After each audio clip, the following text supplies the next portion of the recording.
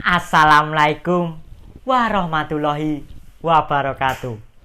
Bapak-bapak, ibu-ibu, kanca-kanca ingkang kula banggaipun, sepisan sumangga kita ngaturaken agungipun marang panuwun wonten ngarsa Allah Subhanahu wa taala ingkang sampun maringi kita mapinten-pinten keanugrahan lan kenikmatan sahingga kita saged makempal ten mriki.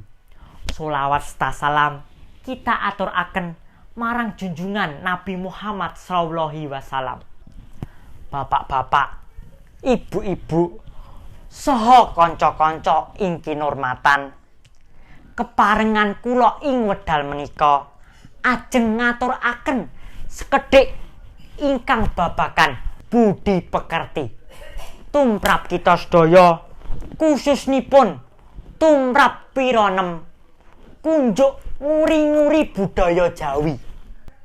Menawi kita sami-sami saged jaga lan nglaksanakaken budi pekerti kanthi saestu, kegesengan kula lan panjenengan ing donya menika ugi bakalan adem, tentrem lan bakale bahagia.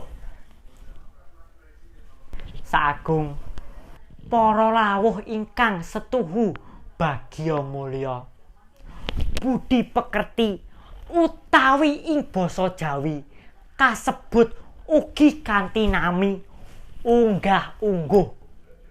Sak medal menika sakjatosipun saged mrihatinaken masalah menika saged kita tuweni salebetipun dereng mangartosipun para wiranem kunjuk unggah-ungguh ingkang kedah kita sedaya ing mangartosipun ugi laksanakaken.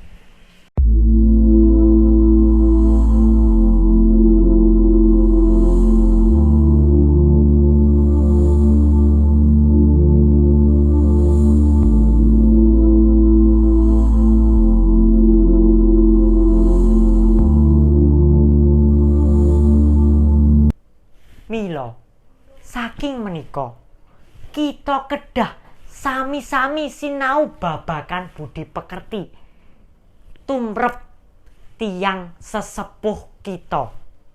Nah, saha saking bapak ibu ingkang langkung mangertosipun babagan unggah-ungguh tumrep tiyang sanes, mekaten sekedhik atur saking kula.